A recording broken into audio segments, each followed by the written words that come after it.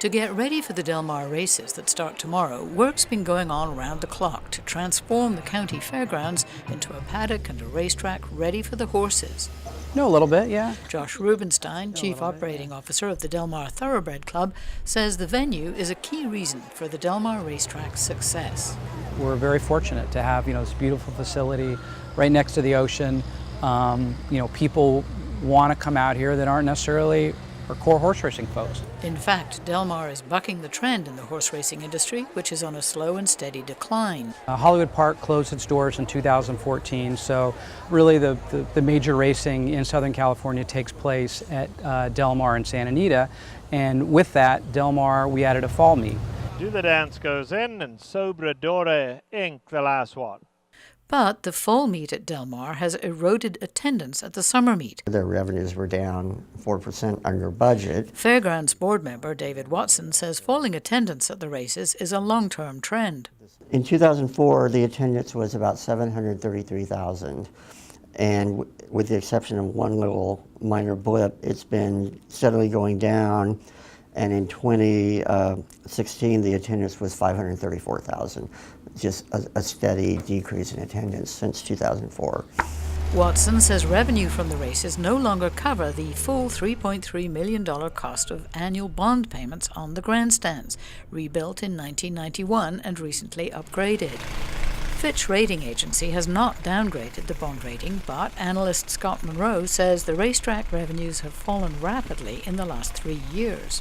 What happened last year was racetrack net revenues fell down to $1 million. Prior to that, they had been $2.6 million, and on average, over the last 5 years, they were $5.5 million. So you can see this continued gradual decline in net racing revenues. But while horse racing revenues have fallen, profits from selling food and drink at the races have gone up. The Thoroughbred Club is now using food and beverage sales, money that used to go to the fairgrounds, to cover the annual debt payment on the grandstands. When the Del Mar Fairgrounds opened in the 1930s, horse racing provided a lot of financial backing. Now, 80 years later, with horse racing on the decline, the fairgrounds are starting to support the races. There's a smile on every face. Josh Rubenstein does not believe subsidizing the racetrack with money that used to be part of the publicly owned fairgrounds budget is a problem.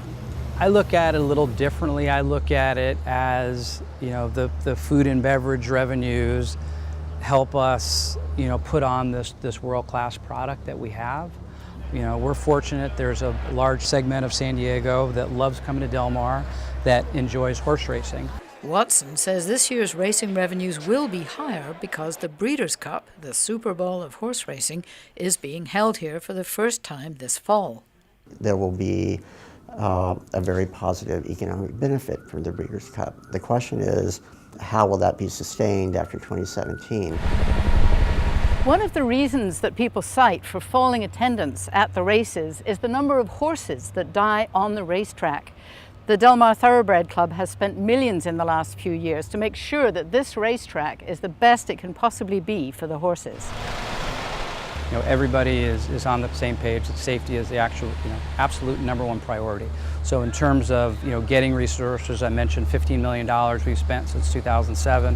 We spent another $1 million from the off season of last year, to this year in terms of renovating the main track, bringing in some additional consultants. So, we're very pleased with the effort, and we think when the horses are down here that jockeys, trainers, and the horses will really notice a difference. 17 horses died during the Del Mar races last year. Equine agriculture engineer Mick Peterson is co-founder of the Racing Surfaces Testing Laboratory. We are just taking and bagging samples to go back to the laboratory to be tested.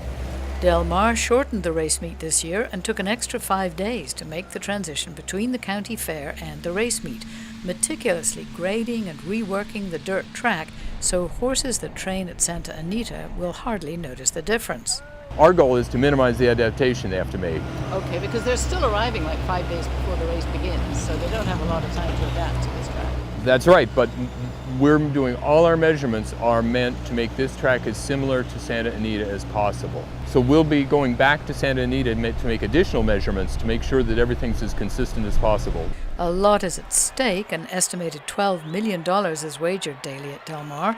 And while average daily attendance has fallen from nearly 20,000 in the 1980s to about 13,000 now, on opening day tomorrow, more than 40,000 people are expected to fill the stands.